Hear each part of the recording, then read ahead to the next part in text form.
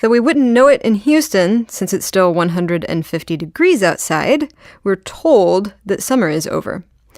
The music festivals are done, and the musicians have gone home to water their dead plants.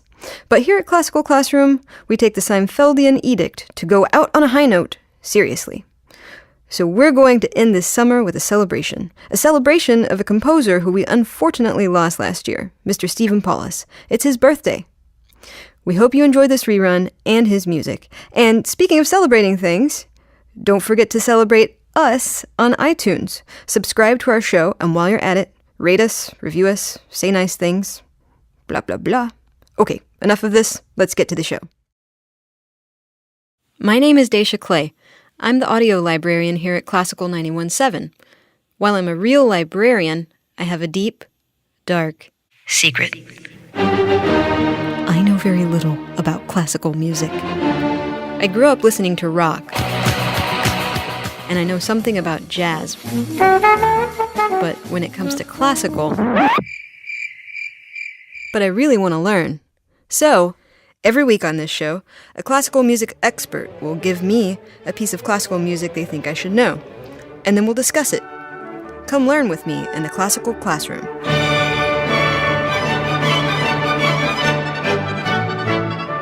Hello and welcome to the Classical Classroom. I'm Dacia Clay, and here with me, all the way from Finland, which I'm told is a place, is Alex Freeman, who is a Minnesota-based composer. He's currently living in Finland this year, where he composes by day and by night leads a rock band called Alex Freeman Pop Show. Alex studied at the Eastman School of Music and at Juilliard. He's a professor, actually. And today's show is going to be kind of different. Alex, will you explain why and what we're going to be talking about? Yeah, we're going to talk today about a composer named Stephen Paulus, who is an American composer who we just lost recently. He passed away at the young age of 65. And like, a lot of those kinds of things, we lose a giant like that, and the musical community mourns this sort of thing, but it also gives us a chance to sort of marvel at the amazing amount that they accomplished. So there's plenty to celebrate there. So I thought we could talk about what his influence has been on the musical world, and I guess I can also say some things about what it has meant to me. Okay, I like the sound of this, and I'm curious because when I was doing a little bit of study for this show beforehand, I was listening to some stuff on YouTube, and I just happened to scroll through some of the comments, and man, people were very sad about his passing. Like, I have never read such heartfelt comments online before. You know, usually comments are notorious for being so nasty and poorly written. Yeah, and these were all lovely. And I usually don't even read them. Yeah, Facebook lit up like a Christmas tree for days. People saying, how they were sad to hear of this great loss, and there were people putting up YouTube videos of his music. Can you tell us a little bit about who he was just as a person, when he was born, that kind of thing? Well, he was born in New Jersey, but he really grew up in Minnesota, and I think people generally think of him as a Midwestern composer, a Minnesota composer. He certainly thought of himself as that, and he was. He was the quintessential Midwestern composer. In a way, I think on the East Coast, and I'm greatly exaggerating here, but I mean on the East Coast there was this sense of being very New York-centric, and I think my instinct about this is that there was a certain amount of revolt against that was behind the sort of the energy behind Stephen Paulus and his good friend Libby Larsen, who's also one of the people who really created the scene in the middle of the country at a time where everything that happened in L.A. or New York, and they sort of had this idea that, well, you can be a composer anywhere, and why don't we make something happen here? And it's a great gift they gave, because as citizens, and I guess when I think about Stephen Paulus, I think about the gigantic catalog of works that he left. but also the really great citizen he was for other composers. He and Libby, with a very small grant of something like, I think it was like $400, they started a Minnesota Composers Forum, which eventually became the American Composers Forum, which now has 2,000 members, represented in 18 countries. It awards $12.4 million in commissions and grants every year. Wow. It generates $1 million in royalties for recordings by its record label, Innova.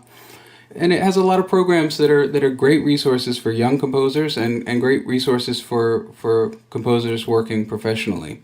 It's a tremendous legacy. Yeah. You said something a second ago that I was curious about. You called him the quintessential Midwestern composer and compared that to, like a New York or an LA composer. So what's the difference? Is it a different sound, a different sensibility? When I think of him as a Midwestern composer, I think much more about, not so much about the music as I think about the idea of sort of taking ownership of your own career as a composer and not relying on some sort of validation from outside. I think you could be a Midwestern composer anywhere in the country in that sense. Right. And I think Stephen was really he's the example of a composer who was frustrated with the big publishing companies and decided, you can manage your own catalog, and if you really put all of your energy into it, you can control your own destiny as a composer. And he did this spectacularly. At any given time, he had 30 or 40 commissions lined up, and he was always working.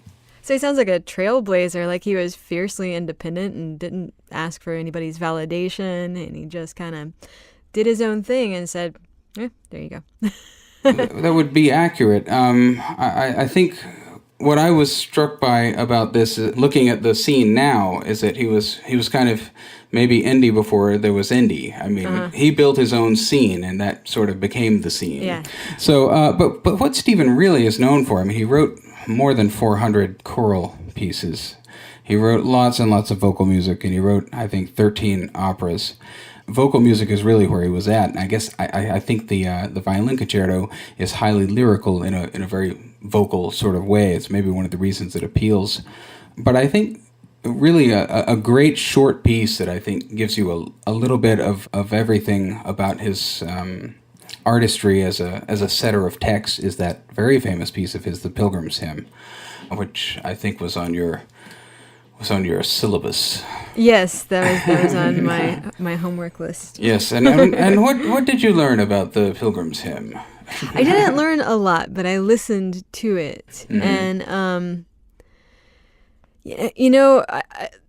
don't know a lot about choral music. It all, and I don't mean this to sound offensive. It's clearly I have an untrained ear, but it all kind of sounds the same to me. Okay. And all right. It sounded like lovely choral music to me. Well, it is lovely choral music, and I think I can make a few observations about how that music relates to its text, and see if in the second listening we hear maybe there's a dynamic relationship between text and music that could emerge. Okay. All right. So why don't we try that? Let's give a listen to maybe the first half of this. Okay. You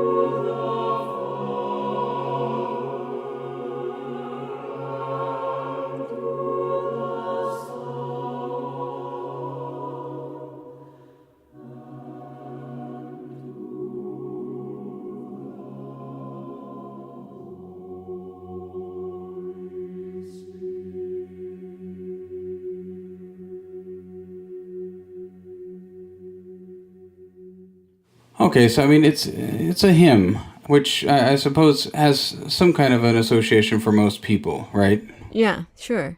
Think about going to my grandparents' church. Sure. And this is a religious song. It's at the end of an opera that's actually based on a Tolstoy story, but it's about these three. I think they're monks. So naturally, this is about prayer and that sort of thing. Mm-hmm. And the text is, let's see, even before we call on thy name to ask you, O God, when we seek for your words to glorify you, you hear our prayer.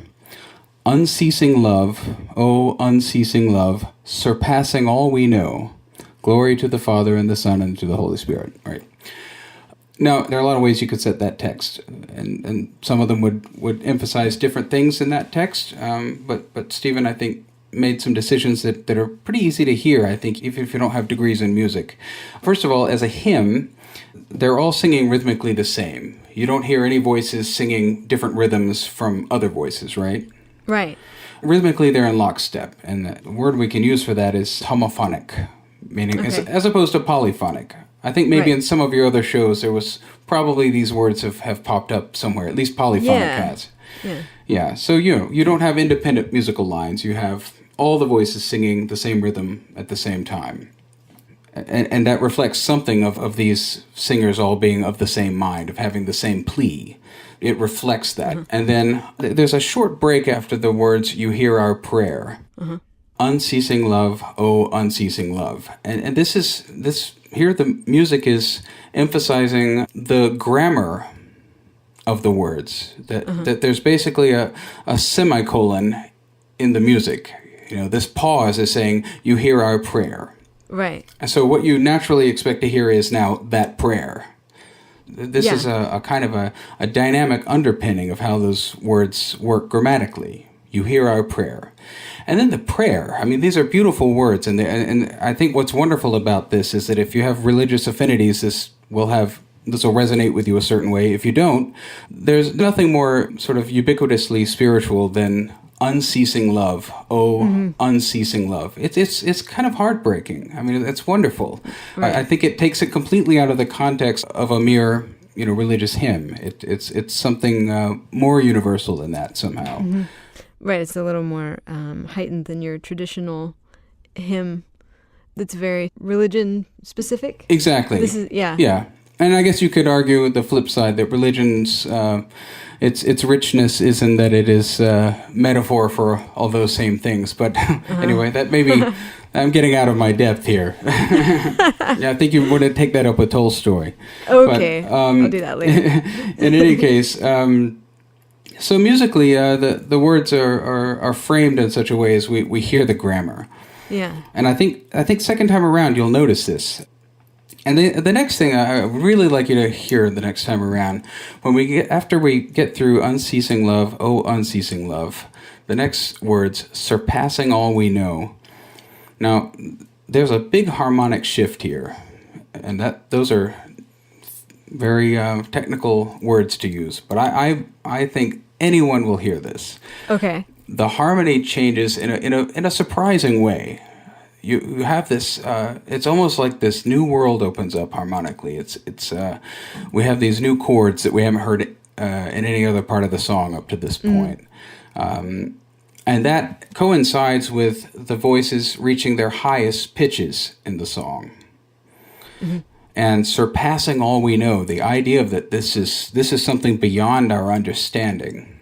Right, and that sort of symbolized in the complexity of the harmonics. The harmony steps out of the and since we're in a classroom, I'll have to correct you there. Harmonics, that's a whole other thing. Oh. What we're talking about is harmony. Harmonics has to do with the overtone series, and it might be something we could discuss in another show. But anyway, I would be remiss if I let that pass as your teacher. Anyway, But the change in harmony and the reaching outwards of the higher voices, it all serves to emphasize that aspect of the text. And we hear, we get a sense of something, so a sense of wonder in this sudden shift in harmony. And this is, I think this is very, very perceptible. I think even people who don't know they notice this, they notice this. So he's illuminating this text, which in and of itself is lovely, but like he's giving it another dimension. Well, that's a wonderful word you used, illuminating, because that's illuminating in the way that that those monks copying old manuscripts and the illuminated text. Yeah. So in a way, that's really what's happening. But also the pun is also good. That there's also this sort of enlightening of us of what these words can bring to us. Mm-hmm. And the other thing I think you can probably notice is that at the very end, in the very last note of the phrase, you'll notice that it sounds like they're all singing one note. Okay. And that is at the end of glory to the Father and to the Son and the Holy Spirit.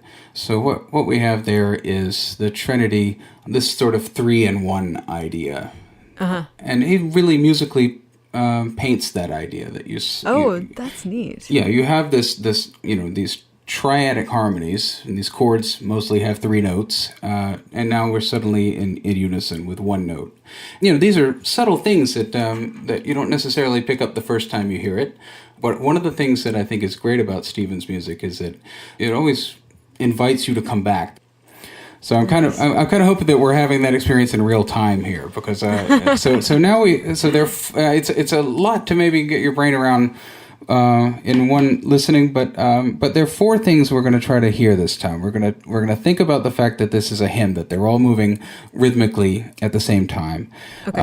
We're going to listen for that grammatical underpinning, that pause that sets up. Okay, here comes the prayer. Now here's the prayer. Unceasing love. Unceasing love. Okay, and then we're going to listen for this surprising harmonic thing that he does here in surpassing all we know. Mm-hmm. And this sense of wonder and this sort of door that opens up underneath you as these new harmonies unfold, these new notes you haven't heard.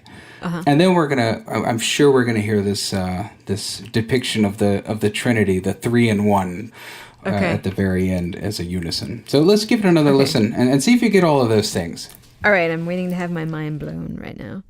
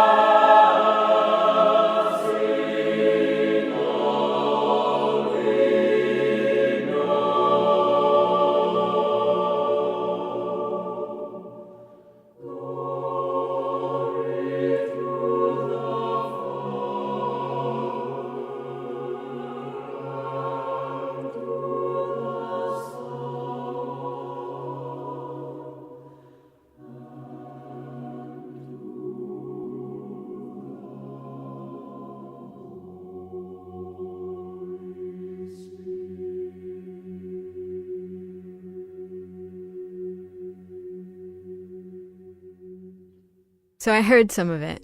Okay. I heard some of it. And it was neat. It's very subtle, though. I think that when you were talking about it, I was like, oh, wow, that's, first of all, the fact that he based the text on a Tolstoy story, I think that's really cool. I've never heard of a hymn being based on like a work of fiction. Well, the opera tells the story, and it's about these 3 old hermits, and they're very they're hermit-like. Yeah, they're very hermit-like, and they're very religious, and they have a certain kind of faith. But this very educated bishop tries to teach them the Lord's Prayer, and he tries to teach them the words, and he's not sure the next day when he leaves that they'll remember it. But they're leaving on a boat, and they get some distance from the island, and they realize that they're being followed, and it turns out these three hermits are running across the water as though it were dry land. Uh-huh. And they say, "We have forgotten of your teaching. As long as we kept repeating it, we remembered it, but we stopped saying it, and a word dropped out, and we don't remember anything of it. Teach us again." But of course, they're walking on water. Right. Oh, Tolstoy's so awesome. So the bishop is kind of embarrassed, and he's like, "Yeah, you know what? Your own prayer is good enough. You're good. You're good. You're good. Just keep doing that thing." Anyway, it's in that vein. So, and this little hymn ends that opera. In a way, it's intended to be a very earnest, simple statement of faith. Yeah. So, again, I think it's nice that it's not laden with all sorts of bells and whistles and tricks that the composers do. And you're right; these are subtleties. I may have overstated the grammatical end of it. I realize that there are a couple of other pauses in there that might have been confusing if you didn't have the words in front of you, but... No, but I mean, I think like all of those are really cool things to point out.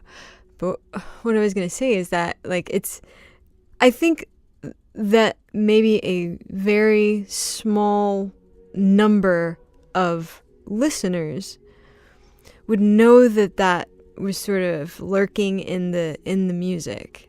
I think that it's like so subtle, and maybe I'm wrong because I'm not a person who listens to a lot of choral music. Mm-hmm. Maybe people who are big choral music fans are hearing that without any prompting. But yeah, it seems so subtle that it's like, unless you know about it before you listen. Yeah. Well, it's part of the loveliness, and I think the mystery of the loveliness unfolds the more you listen to it. I mean, this is only your maybe second time going through this. But as you said, the first time you heard it, you're like, well, that's lovely, and probably you wouldn't mind hearing it again. But this time it was more interesting. I will say that. It was more like distinguished from other choral music in my brain because of its backstory. You know? And just imagine there's an infinite number of these kinds of things that composers do to subliminally make you interested in what you're hearing, and sometimes not so subliminally to make you interested in what you're hearing. Uh-huh.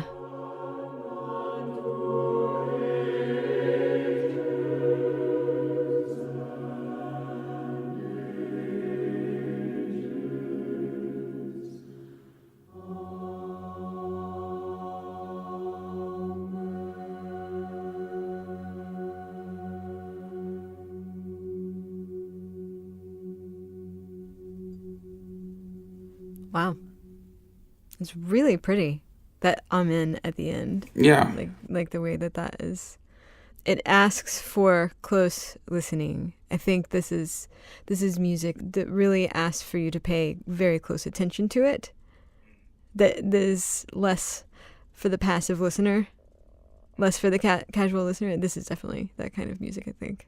Well, I would even argue that this is so lovely that you could listen to this over and over again, and maybe if you weren't listening carefully, you might not notice all this stuff, but I think subliminally maybe you notice this stuff. I mean, that's why you're interested in hearing it again, but it's the kind of thing that might occur to you at some point that, wow, hey, we're talking about eternity here, and suddenly it sounds really different. The music sounds different somehow. I can't put my finger on it. I mean, I can tell you I think it's flat 3, but that doesn't mean anything.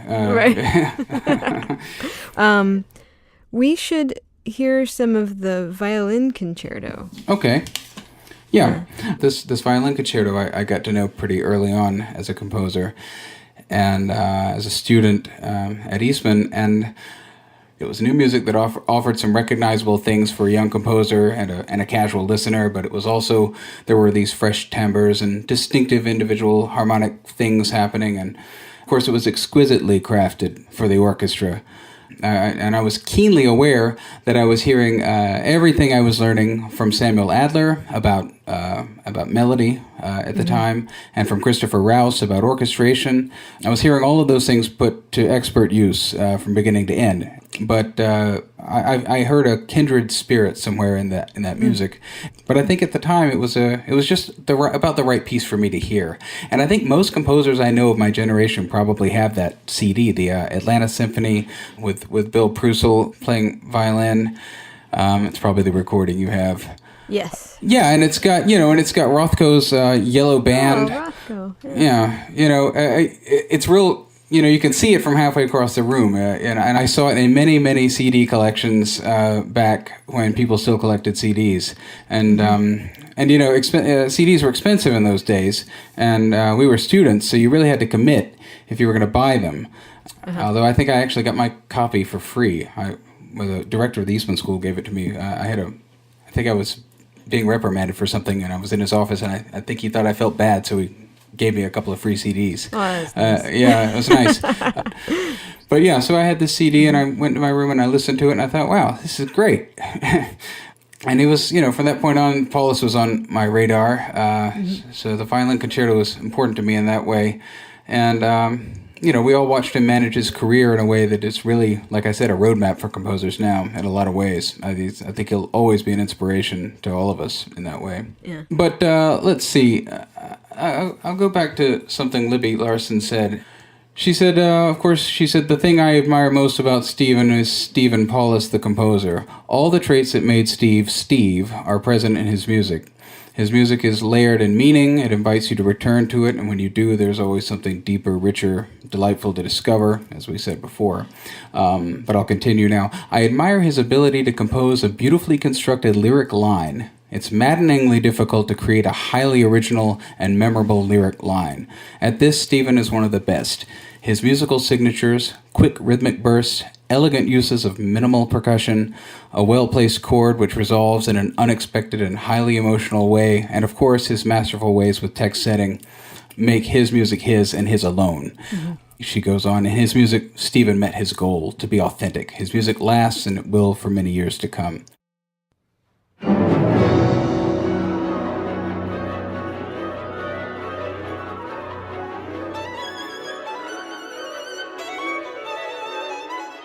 There are few of these things that are readily apparent at the beginning of this concerto. This memorable lyric line and this kind of minimal percussion gestures and these interesting harmonic things. I think we can hear all of them right at the beginning of this piece.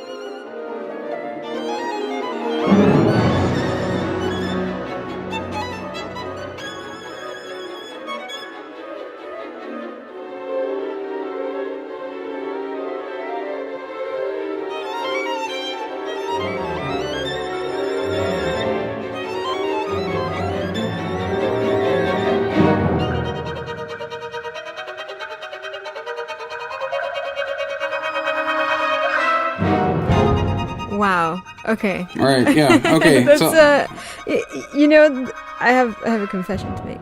I did not totally do my homework. Okay. But not because I didn't try. I actually was looking around online trying to find the first violin concerto, but I could not find it anywhere. So instead, I listened to an organ concerto by Stephen Paulus. Okay.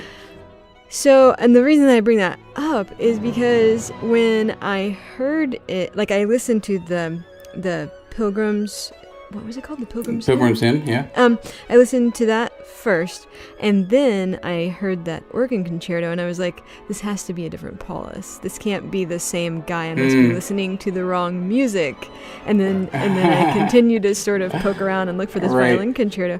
I was just kind of blown away by how different, like it went, like the Pilgrims Hymn is just this sort of lovely, soothing kind of piece of music, and while the organ concerto and this have all of this dissonance and like these crazy patterns, it has a lot of urgency, I guess. And I was like kind of really surprised that those two things came out of the same person. Yeah. Well, this, I think Paulus approached the concerto in that sort of neo-romantic way. It was very much this sense of the soloist is sort of either hero or protagonist or antagonist or something. I mean, it's there's a struggle there usually when there's a concerto, and in this piece for sure you get that sense that there's a dialogue, but there's certainly the violin is is committing a heroic feat, and it's but it's also highly virtuosic. I mean, that's an important aspect of it, that it's designed to show what a performer can do. Right. So it in that sense it shouldn't be easy. I mean, I guess this kind of goes way back to Paganini or something, that this idea that you advance the art form through making really, really hard music to play. Technical innovation, right? And and and of course, that idea was perfect for romantic composers, because the lone individual hero is a very romantic idea. A concerto is a great metaphor for that, and I feel like there was always a neo-romantic streak especially in that kind of concerto writing, and in this piece in particular. I mean, violin concertos are big pieces for composers in the last 150 years or so. I mean, they're before that, in the classical era, you wrote many of them, but romantic and modern composers don't tend to write several of them. I mean, it's unusual that Stephen wrote 3, but the big ones like the Brahms concerto, that's a struggle. That's a life and death struggle, that piece, the Beethoven violin concerto. They wrote 1. I mean, it was just sort of like, that was your statement. You wrote a violin concerto, and it was... And when you hear it, it's gigantic, and it's, you can understand why maybe I didn't write 20 of these things while I was, That's funny, because I've always kind of wondered why people, when they're talking about, the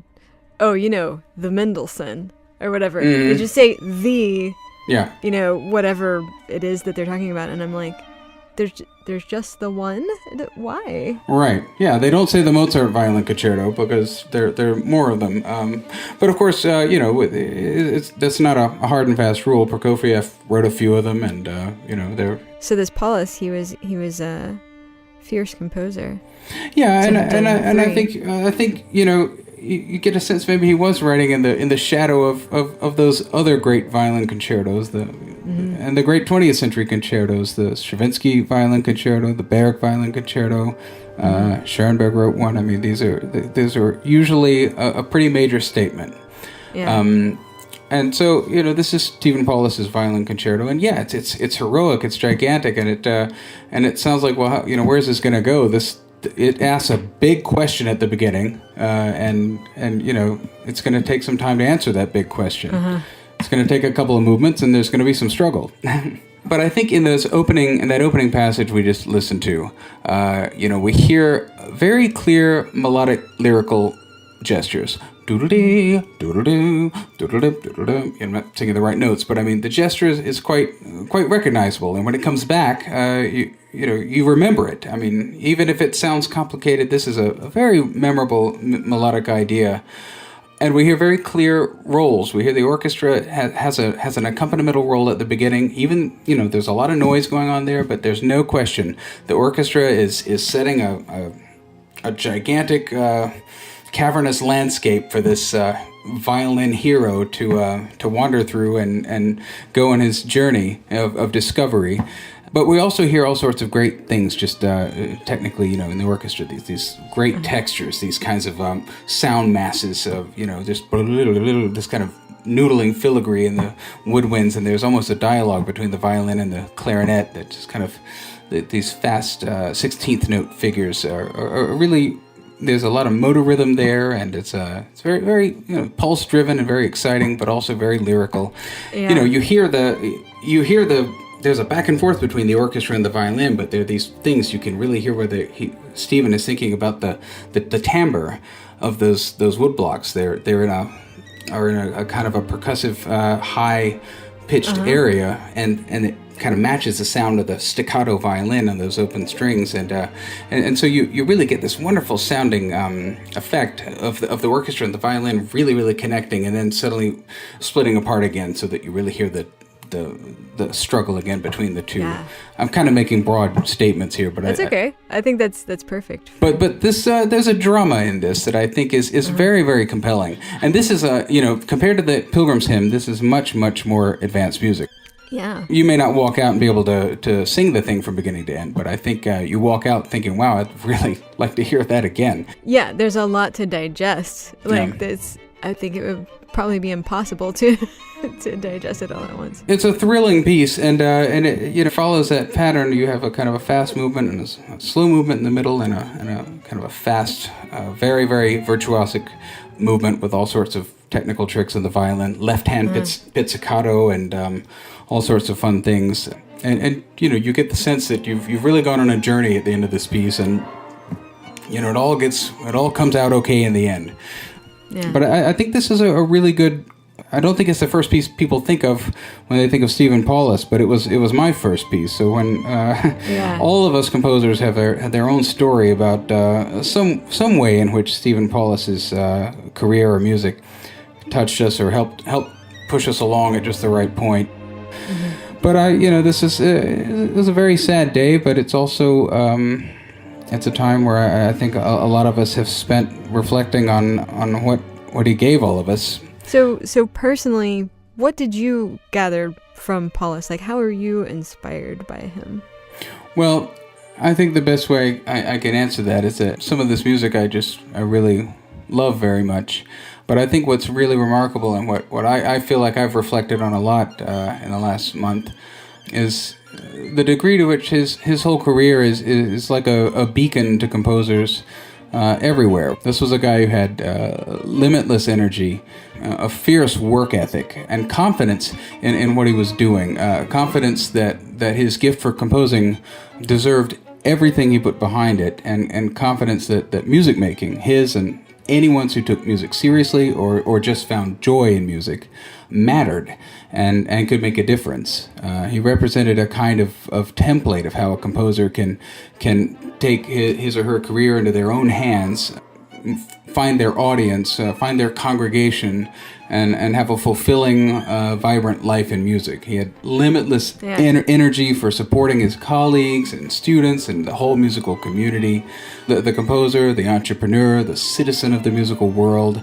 You can't find many who operated on all those fronts at such a high level. And I think for me and for a lot of composers, beyond whatever musical influence we might have gotten from Stephen, his life and his career are just a shining example of what you can do if you just really put yourself into it. Mm-hmm. Wow, that's pretty inspiring. I am inspired by your inspiration. Wow, okay. That's kind of a lot to take away from one person, like that says something about the kind of guy he was. Yeah, I think it's a great loss. There's nowhere to replace that. I mean, of course, we'll all be plagued by what, he was only 65. I mean, in 20 more years, he could have written another 200 works, more than that maybe. But I think we have to be grateful for what we have. And, the real value of reflecting on it can't be calculated. Well, it seems like Stephen Paulus was remarkable in a lot of ways. And I really appreciate you introducing me to his music. Sad that he's not still producing more, and it has been great to talk to you. What time is it in Finland? It's about 8:45 at night. Yeah. Oh, man. Okay. Also, I forgot to ask you if you could say anything to us in Finnish before we go. To finish off the show. Oh, that's you are the first person to make that pun. I know. I'm so original. No, mitä mä voin sanoa? Kiitos ja hyvää yötä ja hyvää päivän jatkoa. What did you say? You'll never know. No, I said, what can I say? Thank you and good night, or actually, for you, have a nice rest of your day. Nice, awesome.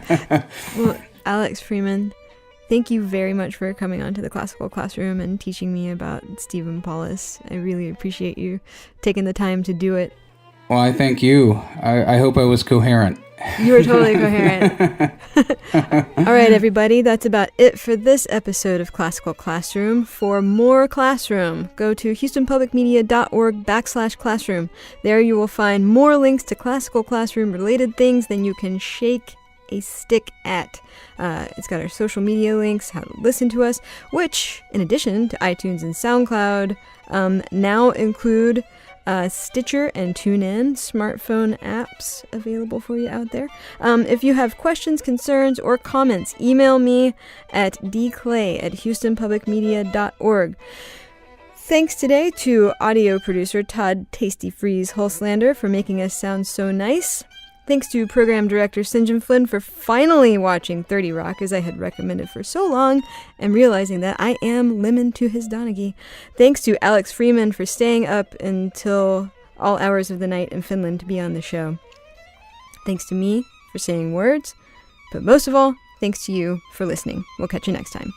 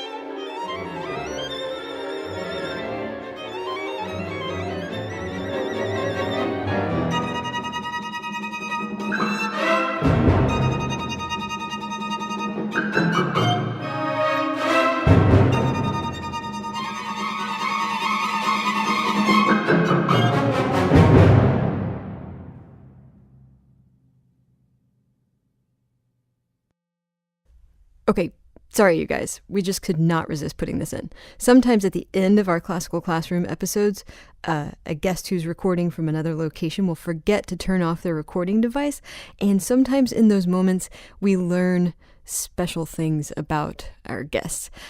In this instance, we learned that Alex Freeman does a really spot-on Forrest Gump. All right.